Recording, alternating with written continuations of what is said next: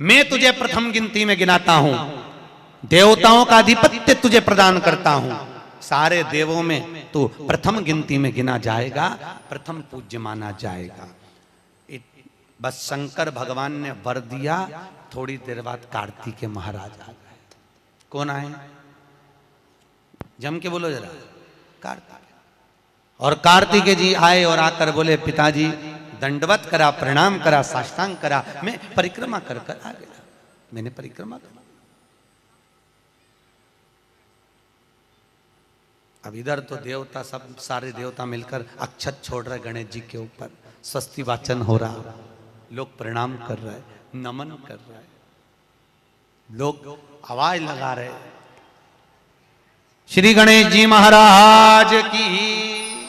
अब सारी दुनिया में आवाज लग रही गणेश जी। तो कार्तिकेय ने पूछा, माँ ये गणेश जी का जय घोष क्यों हो रहा है? गणेश जी के जयकारे क्यों हो रहा है? गणेश जी के लिए इतना जय घोष? तो माता पार्वती ने भगवान शंकर के शब्दों को कार्तिकेय को सुनाया। कार्तिकेय रो पड़े, माँ मैं परिक्रमा कर कर आया, गणेश जी ने तो केवल आपकी परिक्रमा लगा ली, आपने उसको प्रथम गिनती में मान लिया। माँ उसने बुद्धि का परिचय दिया और मैंने कर्म का परिचय दिया। बुद्धि का परिचय, कर्म का परिचय।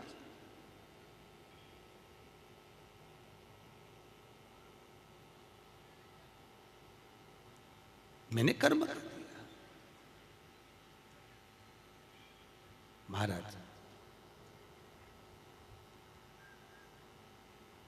व्यक्ति को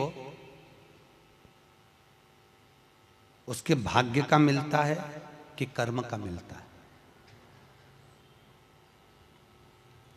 जल्दी बोलो। कर्म का। आपका क्या विचार है?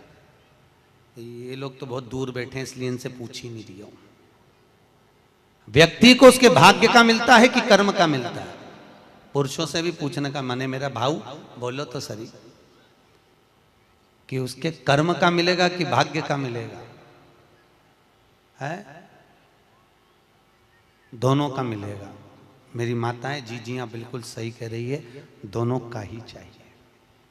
काय का भाग्य का और कर्म का, ये दो हैं।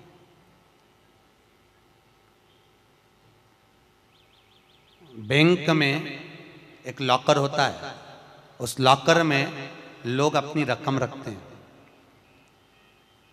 बोलो तो सही है गलत? रखते हैं कि नहीं रखते? अपनी चेन, अंगूठी, मोबाइल, पर्स सब लॉकर के अंदर रखते हैं। बैंक में लॉकर होता है, लॉकर में रखने के बाद में लॉकर की दो चाबी होती है। कितनी चाबी लॉकर की? दो। एक चाबी तुम्हारे पास, एक चाबी मैनेजर के पास।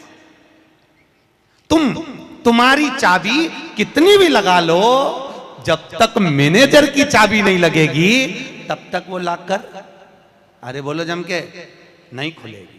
और बैंक का मैनेजर कितनी भी चाबी लगा ले, लॉकर खुलेगा क्या? नहीं, तुम्हारी चाबी लगना जरूरी है। उसी तरह तुम्हारी चाबी है कर्म की चाबी, तुम कितनी भी घुमा लो पर वो ताला नहीं खुल सकता जब तक मैनेजर मेरा शंकर अपनी भाग्य की चाबी घुमा कर नहीं जाए। इसलिए तुम कर्म करो, भाग्य की चाबी मेरा भोलेनाथ घुमाएगा, और कब क्या दे जाए तुम्हें मालूम ही नहीं पड़ पाएगा। इसलिए चाबी दोनों होना चाहिए, एक भाग्य की, एक कर्म की। दो चाबी होंगी लॉकर खुलेगा, अगर एक चाबी लगी तो लॉकर नहीं खुलेगा। गणेश जी महाराज को भगवान कार्तिकेय महाराज बोल रहे हैं, माँ मैं कर्म करने गया था, मैं परिक्रमा करने गया था, और यहाँ गणेश जी महाराज को तुमने प्रथम गिनती में बना दिया। माँ ये क्या हुआ? माता पार्वती को गुस्सा तो बहुत आया, क्रोध भी आया, माँ पार्वती की आंख में अश्रु भी भर गए। महाराज आंसू है माता पार्वती के नयन, अश्रु।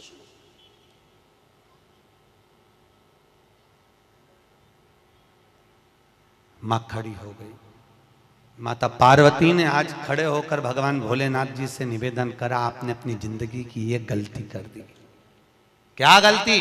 शंकर भगवान पूछ रहे हैं कौन सी गलती? तुमने गणेश जी को प्रथम गिनती में बना दिया, कार्तिकेय भी तो गया था। अगर कुछ थोड़ा सा आशीर्वाद रखना था तो कार्तिकेय के लिए रखना था, पर तुमने केवल गणेश को प्रथम गिनती में बनाया है, ये तुम्हारी गलती है।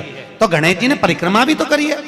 माता पार्वती खड़े होकर शंकर भगवान से बोली, भोलेनाथ मैंने अपनी जिंदगी में आपसे कभी कुछ नहीं मांगा, पर आज तुम्हारी यह पार्वती तुमसे एक वर चाहती है। शंकर भगवान ने कहा, मांग, तुझे क्या चाहिए? पार्वती कहती है, आज के बाद तुम्हारी कभी पूर्ण परिक्रमा ना लगे, आज के बाद तुम्हारी कभी पूर्ण प्रदक्षिणा ना हो, पूर्ण नहीं होनी। कौन ने मांगा? जम के बोलो, पार्वती। शंकर की पूर्ण प्रदक्षिणा माता पार्वती ने कह दिया, भोलेनाथ आज के बाद ना हो, क्योंकि तुम भोले हो, तुम्हारे आसपास कोई घूम लेता है, तुम उसको कुछ भी निकाल कर दे देते हो। होता है, दो बहुएं होती हैं, एक बहू रहती है पूना में,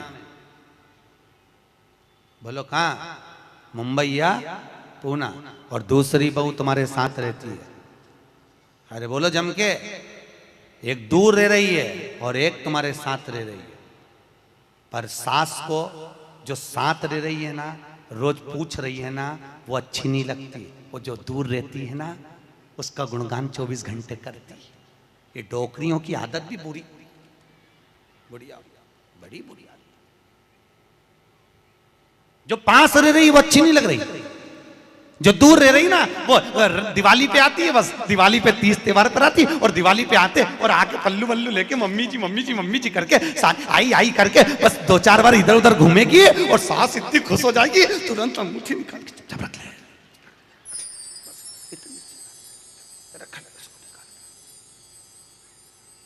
जो तुम्हारे पास में है वो बुरी लग रही है। वो चाय दे रही है, दूध दे रही है, बस बोलने में कभी कभी बोल देती है। अब बहुएं हैं बेचारी, हो जाता। एक सास बहू से कहती है, मैं सुबह 5 बजे उठती हूं, तू 4 बजे उठा कर। अब वो झगड़ा करते करते हमारे पास आ गए, और हमारे पास आके बोली, गुरुजी ये मेरी सास मुझे परेशान करे। मैंने बोला, तेरी सास को क्या बोल रही है? तो क्या मैं 5 बजे उठूं तो बहू 4 बजे उठना चाहिए। तो मैंने कहा, अच्छी बात बोली, कोई दिक्कत वाली बात नहीं है। एक काम कर, बहू की उम्र है 20 साल, तेरी उम्र है 70 साल, तू 20 साल की बन जा, मैं भी इसको जगाना चालू कर देता हूं। जब तुम, वो कहते हैं ना, सास भी कभी बहू थी। जब तुम बहू थे, तुम भी खूब अलमस्त चकाचक सोते थे, और तुम्हारी सास पहले उठती थी। बुढ़ापे में नींद नहीं आती जीजी, नहीं आती। आती क्या? अरे बोलो तो, आती बुढ़ापे में नहीं। मनुष्य की उम्र, गधा की उम्र, कुत्ता की उम्र और उल्लू की उम्र बराबर थी। किस किस की? जम के बोलो। मनुष्य, गधा, कुत्ता, उल्लू। सबको पहचानती हो? ठीक है, सबकी उम्र बराबर है, 40-40 साल। मनुष्य पहले 40 साल का था, गधा 40 साल का था, कुत्ता 40 साल का था, उल्लू 40 साल का था। सबकी उम्र लेवल में बिल्कुल बराबर थी। भगवान क्या देर अंधेर कुछ ये ऊंचा नीचा लेवल अपने यहां चले, भगवान क्या नहीं चले। भगवान ने सबकी उम्र 40-40 साल रखी, सबकी उम्र 40। एक दिन गधा भगवान के पास में आया, और गधे ने भगवान से आकर कहा, अरे भोलेनाथ। भगवान शंकर ने पूछा, क्या हो गया? महाराज, हमारी उम्र 40 साल की दे दी, हम लोगों का बोझा ढोते रहे, लोगों का वजन ढोते रहे, महाराज हमारी उम्र बिल्कुल आधी कर दो, बिल्कुल आधी, हमें इतनी लंबी उम्र नहीं चाहिए। भगवान ने कहा, ठीक है गधा, आज से तू 20 साल का। गधा कितने साल का हो गया? अरे जम के बोलो, 20 साल का। थोड़ी देर बाद मनुष्य, आवाज सेट करो, मनुष्य, इको खत्म हो गया, डिले नहीं आ रहा, मनुष्य।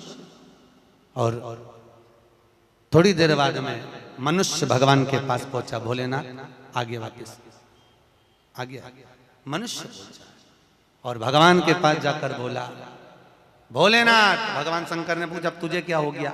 भोलेनाथ, 40 में मेरा क्या होगा प्रभु? भगवान ने कहा, गधे की बच्ची है, कितने साल बचे हैं? 20। मनुष्य कहा दे दो प्रभु, भगवान ने कल ले जा। कितने का हो गया? जम के बोलो 60 का। थोड़ी देर बाद कुत्ता आ गया। कुत्ता शंकर जी से बोला भोलेनाथ। शंकर भगवान ने पूछा तुझे क्या हो गया? महाराज 40 साल की उम्र दे दी, लोगों के दरवाजे पर बैठा रहूं, दरवाजे पे बैठकर झूठन चाटूं, दरवाजे पे बैठ कर रोटी खाऊं, दरवाजे पे दुम हिलाऊं और दरवाजे पे से चिल्लाऊं, महाराज मेरी उम्र कम कर दो। भगवान ने कहा ठीक है कुत्ता, आज से तू 20 साल। थोड़ी देर बाद मनुष्य फिर आ गया। भोलेनाथ 60 में क्या होगा? भगवान ने कहा कुत्ता की बच्ची है कि चल जाएगी, ले जा। कितने का हो गया? 80। थोड़ी देर बाद उल्लू आया। उल्लू ने आकर कहा भोलेनाथ। भगवान शंकर ने पूछा तुझे क्या हो गया? महाराज 40 साल की उम्र दे दी, रात रात भर जगता रहूं, पेड़ पे टंगा रहूं, रात रात भर मुझे नींद नहीं आती भोलेनाथ, मेरे को रात भर चौकीदारी करना पड़ती, रात भर पेड़ पे बैठा रहता हूं, रात भर वृक्ष पर बैठा रहता हूं, मेरी उम्र कम कर दो। भगवान ने कहा कितनी कम कर दो? बिल्कुल आधी कर दो। भगवान ने उल्लू की उम्र आधी कर दी। कितने साल का हो गया? 20 साल का। थोड़ी देर बाद मनुष्य आ गया। मनुष्य आकर बोला अरे भोलेनाथ। शंकर भगवान ने पूछा क्या हुआ? 80 में मेरा क्या होगा? भगवान ने कहा उल्लू की बच्ची है, चलेगी कि ले जा। कितने का हो गया? 100। अब तुम खुद देखो 40 वर्ष तक मनुष्य अपनी जिंदगी को सही जीता है। कितने साल? जम के बोलो जरा।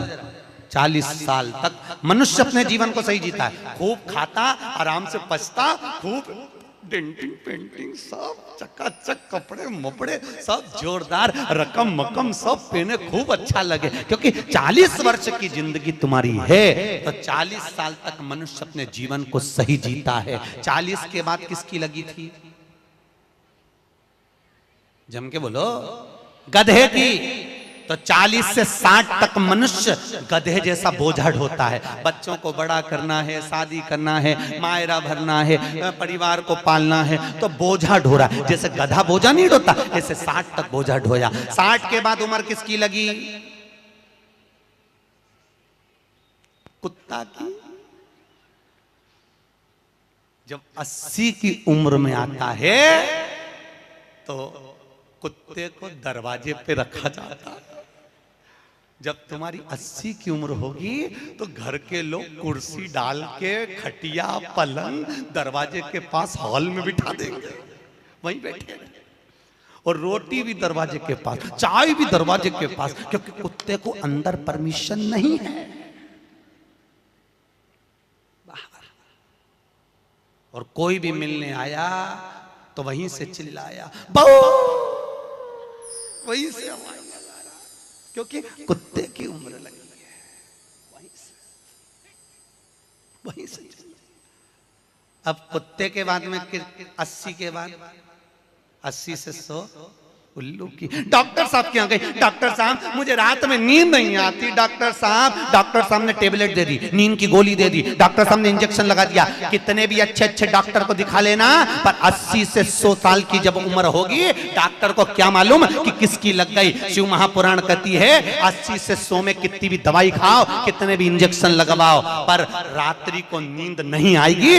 गोली खा भी लोगे तो रात के 1:30-2 बजे तक चकाचक सोएगी, 2 बजे के बाद उल्लू जैसी बैठी रहेगी। 2 बजे के बाद कितना भी खाओ, कितनी भी दवाई खाओ, कितने भी अच्छे डॉक्टर को दिखाओ, पर 80 से 100 में जाग रही। आधी रात को जागे, बहू के मम्मी सो नहीं रही, आई सोई नहीं, आई के मारे नींद ही नहीं आई। अब इसके कौन समझाए उल्लू की लगी, कौन समझाए इसके। 80 से 100। अपन तो सब कथा छोड़ो, अपन अपनी कथा पे आओ। चलो महाराज, तो जो बहुत दूर रहती है ना वो अच्छी लगती है, जो पास में रह रही दूर के ढोल सुहावन, ठीक नहीं है, श्रेष्ठ नहीं है। भागवत ज्ञान गंगा यज्ञ समिति वालों, काय श्रेणी की कथा 10-15 मिनट ज्यादा हो जाए तो कोई दिक्कत तो ना है? हाँ, क्या विचार है तुम्हारा? नहीं, अगर खाना हो तो मैं तुम अक्षतम केसम कर दूं, मारे का ये मिर्ची का ठेसा तैयार, अपने कहीं कर। आमठी न चावल। आज तो खूब चक निपटा। अगला प्रश्न है, तो ये प्रदक्षिणा का प्रश्न है। अगला प्रश्न, शिवलिंग की पूजा करने के लिए शिवलिंग को घर में कहां रखें? जहां तुम्हारी मर्जी हो। अब ये तो भगवान शंकर को पूजा घर में रखो ना, जहां पूजन होती है, जहां देवता बैठा हुआ है वहां रखो।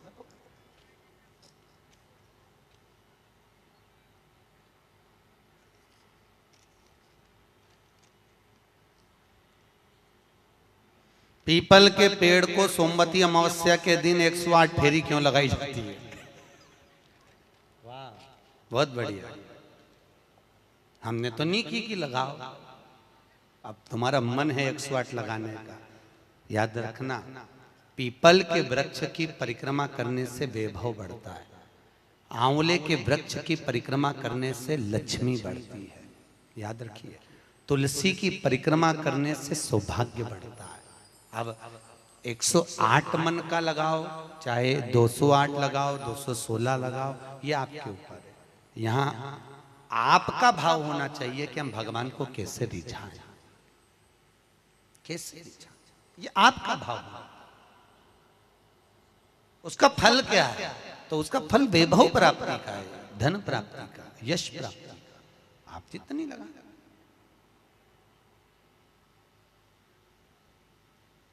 ऋषभदेव जी के पुत्र श्री भरत जी महाराज अपनी योनि से छूटे तो हिरण की योनि में गए। हिरण की योनि पाने के बाद श्री ऋषभदेव जी के पुत्र जो भरत जी थे, हिरण की योनि में आने के बाद में, हिरण की योनि पाने के बाद भरत जी को लगा कि मैं इस हिरण की योनि में पड़ गया हूं, इससे मुक्ति कैसे मिलेगी? तो हिरण की योनि में आने के बाद भरत जी महाराज पीपल के वृक्ष के नीचे जो संत बैठे हुए थे उनकी 108 परिक्रमा करते थे हिरण की योनि में। तो हिरण की योनि के 108 परिक्रमा कर रहे थे। उस दिन थी सोमवती अमावस्या का दिन, जिस दिन हिरण की योनि से परिक्रमा करते करते भरत जी महाराज छूट गए थे और वापिस मनुष्य की योनि में आ गए थे। ये 108 परिक्रमा का फल है। ऋषभ जी के पुत्र हिरण की योनि से छूटकर परमात्मा की भक्ति को मनुष्य देह मिल गई।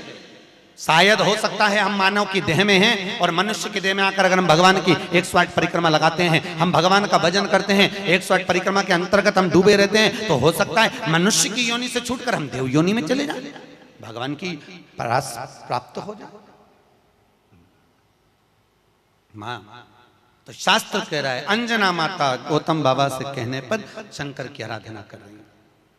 और आराधना करी माता अंजना ने, शिव जी की आराधना करी, शंकर की जब आराधना करी, शंकर का अभिषेक करा, भगवान भूत भावन प्रसन्न हो गए और शंकर भगवान ने उसी समय माता अंजना को वर प्रदान करा, तो चिंता मत कर, तेरे घर में पुत्र होगा।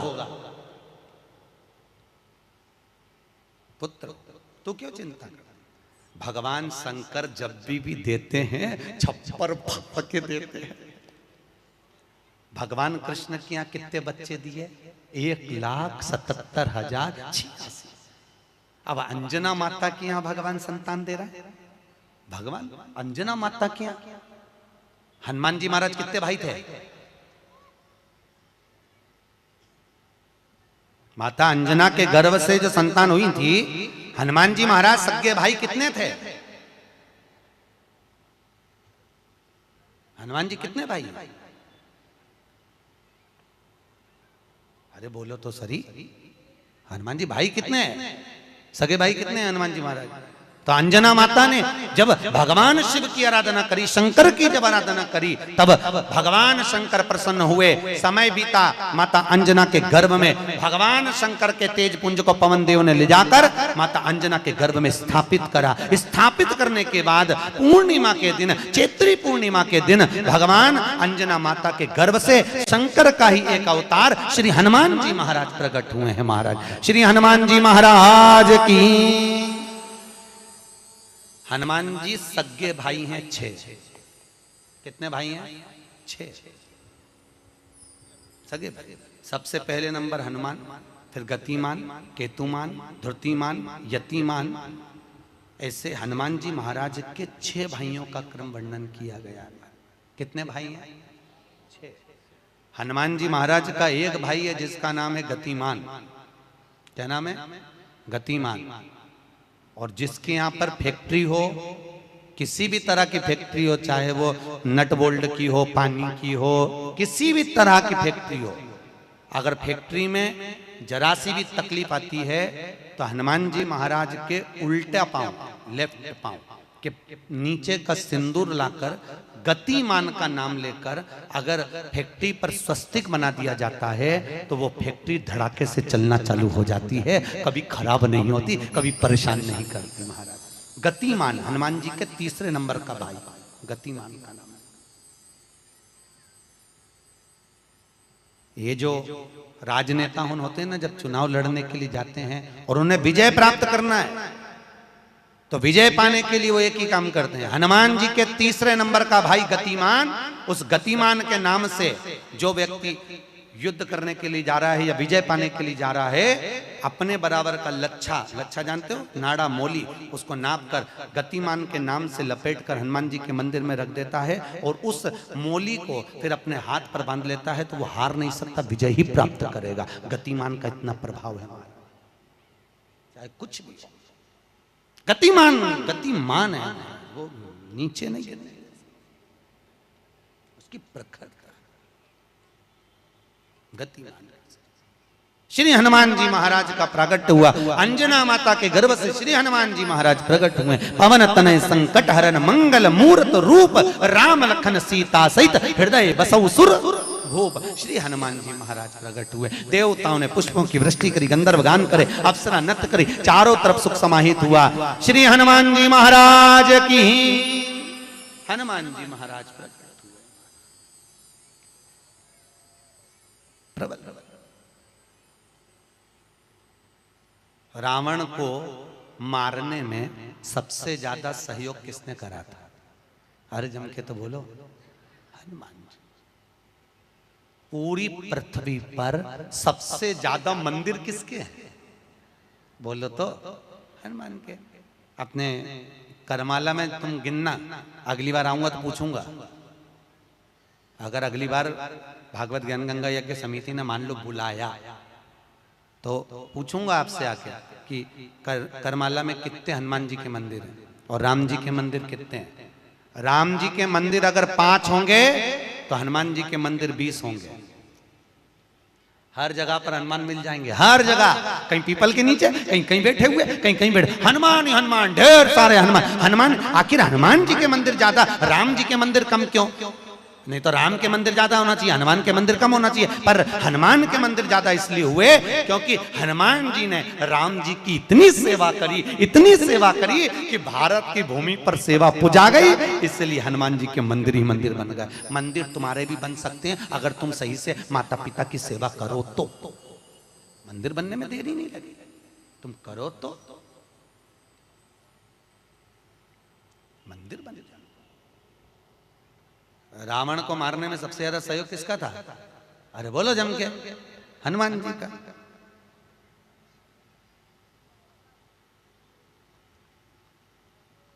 राम जी ने रावण की नाभि में बाण मारा था कि नहीं मारा था? अरे बोलो जम के, क्या था नाभि में? अमृत।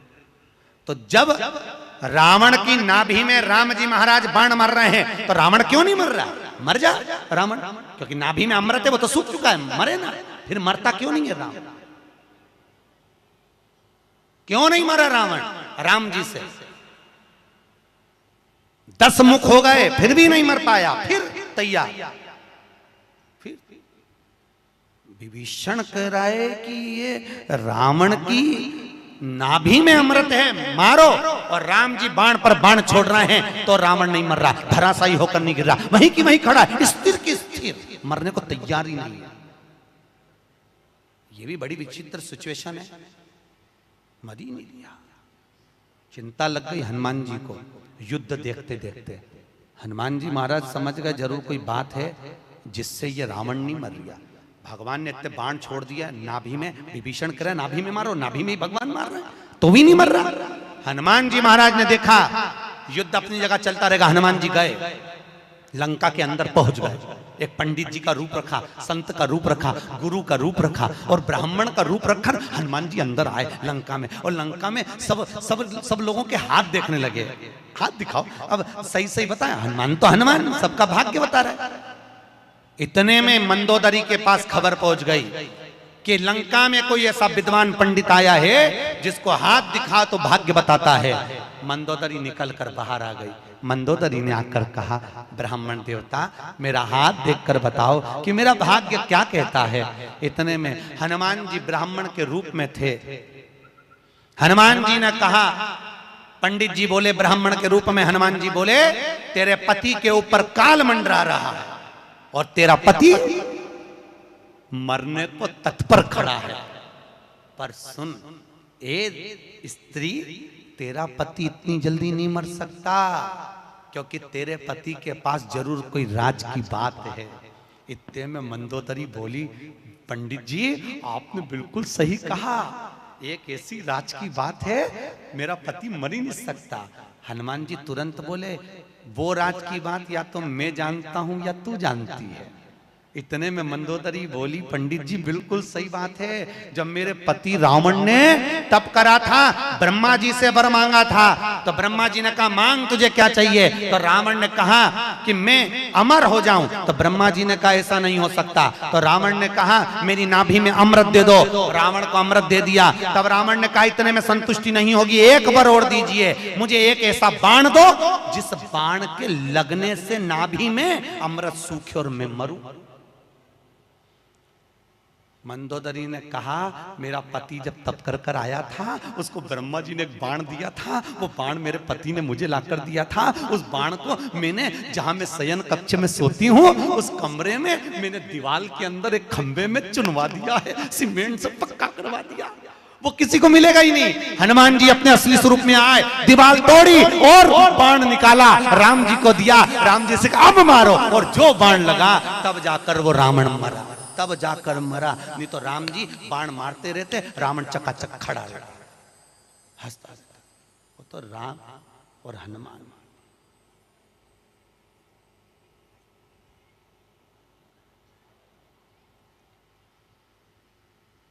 रावण न मरेगा मेरे राम के बिना, और राम न मिलेंगे हनुमान के बिना। श्री राम जय जय राम, श्री राम जय राम। भगवान राम जी महाराज आनंद में विराजमान है महाराज, इसलिए भगवत भजन का स्मरण है, भगवत नाम का श्री हनुमान महाराज।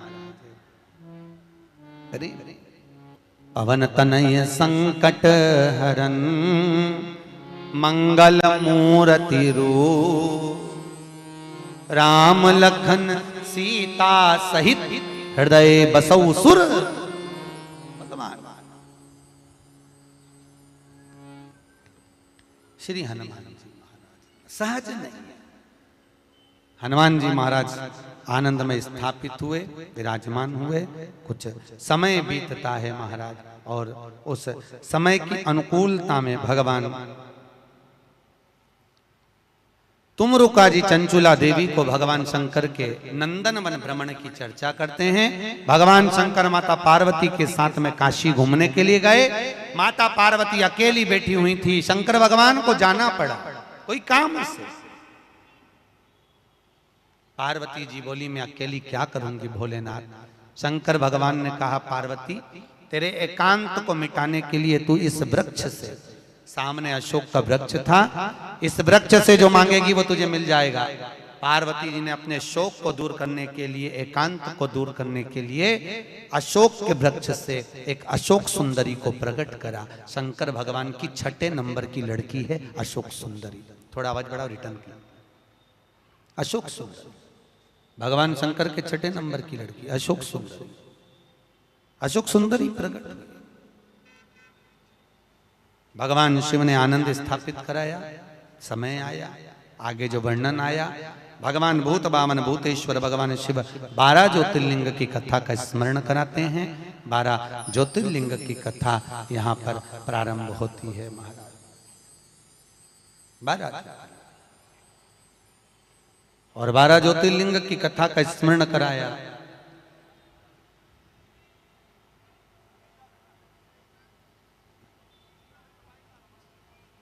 मुख्य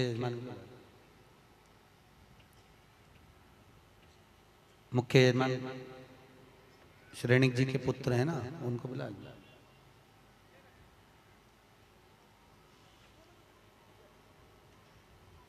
दस मिनट श्रेणिक जी जो मुख्य यजमान है, रोज पूजन में बैठे हैं, आपके पुत्र और बहू, उनको 5 मिनट 10 मिनट के लिए बुला दो, जोड़े से बिठा दो उनको सामने।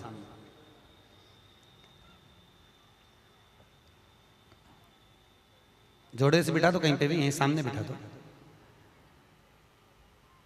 भगवान 12 ज्योतिर्लिंग की कथा का स्मरण कराते हैं महाराज।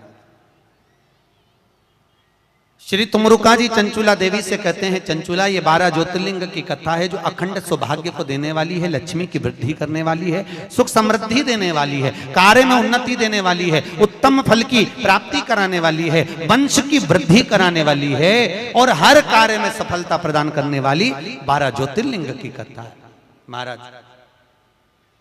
चंचुला देवी कहती है महाराज वो 12 ज्योतिर्लिंग की कथा हमें श्रवण कराएं।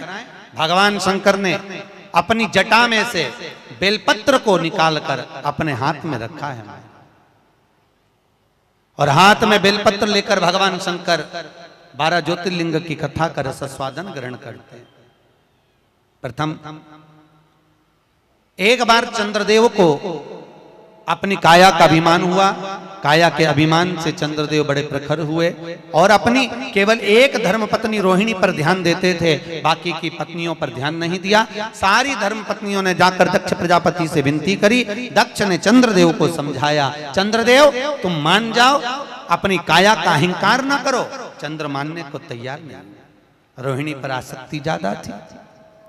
एक दिन दक्ष प्रजापति ने श्राप दे दिया, अरे चंद्र मैंने अपनी इतनी बेटियां तुझे ब्याही और उसके बाद भी तू केवल एक कन्या पर ध्यान देता है, अपनी धर्म पत्नियों पर ध्यान नहीं दिया। मैं तुझे श्राप देता हूं, तेरा शरीर टपक टपक कर गिरे, तुझे क्षय रोग हो जाए। क्षय शरीर टपक टपक कर नीचे गिरने लगा महाराज। चंद्रदेव इधर उधर भटकते हुए देवऋषि नारद के पास पहुंचे। नारद जी महाराज अपनी मस्ती में भगवत भजन में लगे हुए थे महाराज।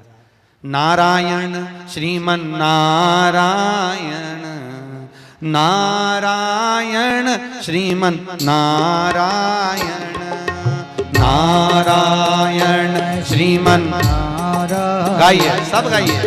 नारायण श्रीमन नारायण, ओ नारायण श्रीमन नारायण, नारायण श्रीमन नारायण, नारायण श्रीमन नारायण, ओहो नारायण श्रीमन नारायण, नारायण श्रीमन नारायण, नारायण श्रीमन नारायण, नारायण श्रीमन नारायण, ओहो नारायण श्रीमन नारायण, नारायण श्रीमन नारायण, नारायण श्रीमन नारायण,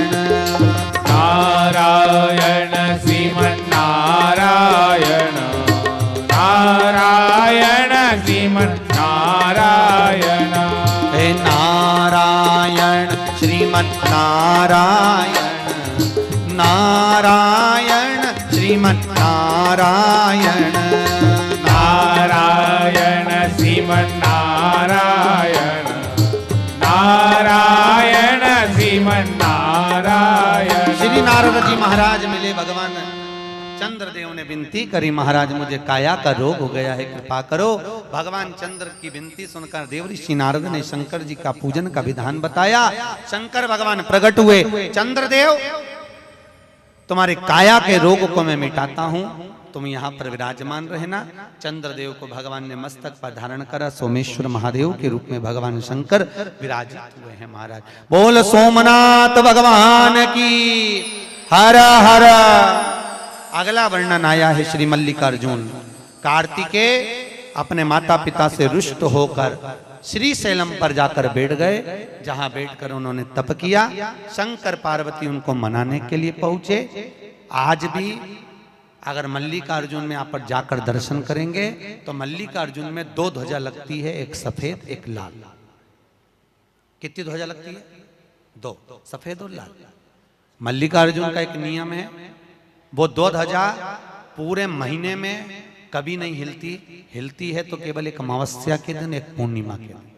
अमावस्या के दिन सफेद ध्वजा हिलती है और पूर्णिमा के दिन लाल ध्वजा हिलती है। बाकी के समय पर ध्वजा नीचे की नीचे लटकी रहती है, कितनी भी हवा चले पर वो ध्वजा हिलती नहीं महाराज, हिलती नहीं, कितनी भी हवा चले। आज भी शंकर और पार्वती कार्तिकेय से मिलने के लिए श्री शैलम पर आते हैं। श्री शैलम आज भी भगवान आज भी। अब कार्तिकेय जी वहां विराजमान हुए, भगवान शंकर उनसे मिलने के लिए वहां पधारे। मल्लिकार्जुन के रूप में भगवान शिव विराजमान होते हैं। अगला वर्णन आया है महाकाल। दूषण नाम का राक्षस ब्राह्मणों के बच्चों को निचोड़कर उनका रक्त पीता था। भगवान को सब इन ब्राह्मणों ने पुकारा। शंकर भगवान ने कहा इस दूषण को वरे कि ये जब मरेगा इसका रक्त जहां गिरेगा उससे और भी दूषण उत्पन्न हो जाएंगे। तो एक काम करो, भगवान शंकर ने कहा मेरी बहन के पास जाओ। शंकर जी की एक बहन थी, केवल एक बहन शिव जी, जिसका नाम था क्षिप्रिया। क्या नाम था? क्षिप्रिया, जिसको आजकल लोग छिपरा कहने लगे। शिव जी की एक ही बहन थी, क्षिप्रिया। तुम मेरी बहन के पास जाओ और मेरी बहन क्षिप्रिया से कहना कि जब भगवान शंकर अगर दूषण नाम के राक्षस को मारे, जहां जहां उसका रक्त गिरे सारे रक्त को समेट देवे जल के वेग में। क्षिप्रिया ने वैसे ही करा। भगवान शंकर